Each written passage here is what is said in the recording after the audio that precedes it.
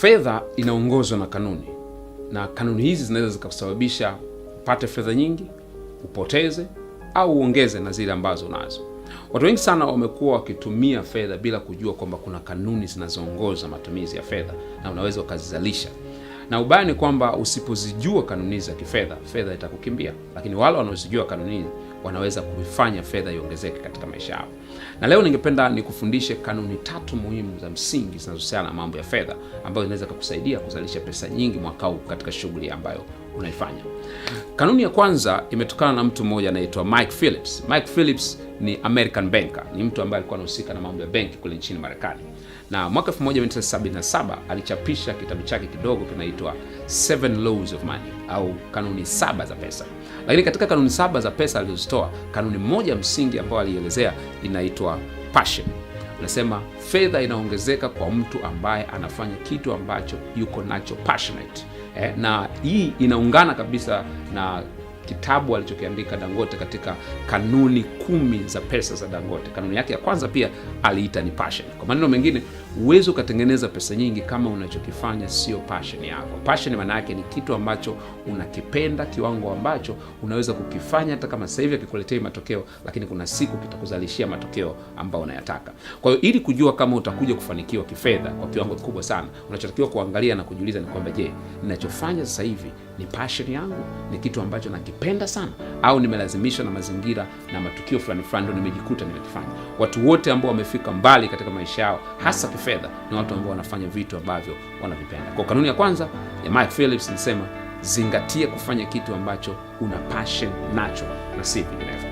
Kanuni ya pili ya kifedha inatokana na mtu mmoja anaitwa George Clason. George Clason aliandika kitabu kimoja maarufu sana kinaitwa The Richest Man in Babylon au tajiri mkubwa wa Babeli. Aliandika mwaka 1926, lakini ni moja ya vitabu ambavyo vimekuwa maarufu hata sasa hivi vinaendelea kuuzwa duniani kwa sababu ya elimu yake ya mambo ya kifedha.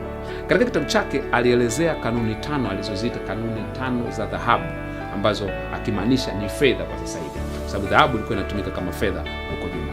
Katika kanuni 5 alizoeleza, iko kanuni moja ambayo ndio kanuni yangu ya pili kwa leo, ambayo inasema fedha inaongezeka kwa mtu ambaye kila fedha anayopata anachukua 1/10 au anaita 10th, 1/10 ya kipato chake kuweza kufanikiwa kuweka akiba au kuwekeza katika kitu kingine cha ziada ambacho kitazalisha. Kwa maneno mengine, mtu yote ambaye anatakiwa kufanikiwa kifedha, kama kile kinachoingia ndicho kile kinachotoka, maana yake hautabakiwa na kitu, utabakiwa na sifuri.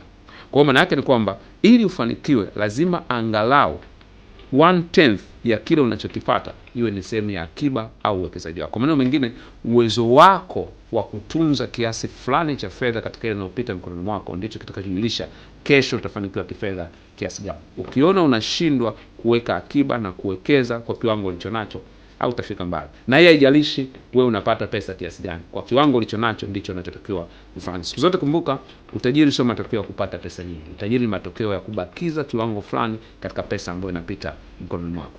Kanuni ya 3 inatokana na Mwingereza mmoja anaitwa Northcote Parkinson, ambaye alikuja na kanuni inaitwa Parkinson's Law. Parkinson's Law anasema kwamba umaskini ni matokeo ya kuongeza matumizi yako kadiri kipato chako kinavyoongezeka. Kwa maneno mengine, watu wanakuwa maskini kwa sababu wanapoongeza tu kipato kidogo, pia matumizi yake yanaongezeka. Kwa lugha rahisi ningesema, kama leo wewe unavaa nguo, unanunua nguo kwa mfano kwa 100,000 kwa mwezi kwa mfano, au 50,000 kwa mwezi. Kwa hiyo kipato chako kiongezeka tena kwa 50,000, unajikuta tena umeongeza matumizi yako ya kununua nguo tena kwa 50,000. Baada ya 50,000 unanunua kwa 100,000. Au kipato chako kiongezeka kidogo, unahama haraka kutoka kwenye nyumba uliyoko sasa hivi unaenda kupanga kwenye nyumba ambayo ni ya gharama kubwa zaidi kuliko ile ya sasa hivi. Kwa hiyo maana yake ni kwamba unachotakiwa kufanya ni kwamba kama kiwango chako cha mapato kinaongezeka kwa mshale huu, kiwango chako cha matumizi kinatakiwa kiongezeke kwa mshale huu, au kisiongezeke kabisa, kibaki hapa chini. Lakini kinachotokea ni nini? Kama haya ndio mapato, watu wanaongezeka, watu wengi matumizi yao pia yanaongezeka sawa sawa na kiwango cha mapato yao. Kwa matokeo yake hawaoni faida ya ongezeko ya pesa ambazo zimeingia mkononi mwako. Kama wewe unataka kufanikiwa kifedha, lazima uzingatie kanuni ya Parkinson. Lazima uivunje kanuni ya Parkinson, kwa sababu kanuni ya Parkinson inasema kiwango cha matumizi kinaongezeka kadiri kiwango cha kipato kinavyoongezeka. Kwa hiyo wewe lazima uivunje kanuni, uhakikishe kwamba kiwango chako cha matumizi either kinabakia pale pale au kinaongezeka kwa asilimia ndogo sana kulinganisha na ongezeko la kipato chako. Ukizingatia kanuni hizi tatu, sina shaka ni kwamba utaanza kujiingiza katika list ya watu ambao watafanikiwa kifedha katika mwaka huu. Ningependa kusikia kwako, pengine katika kanuni hizi ni kanuni ipi ambayo umekuwa uizingatii sana katika maisha yako na imekuwa ndio chanzo cha wewe kushindwa kufanikiwa kifedha? Naomba uniandikie hapo chini kwenye comment, na mimi kisha nitakurudia na kukusaidia zaidi ili uweze kupata mafanikio ya kifedha. See you at the top.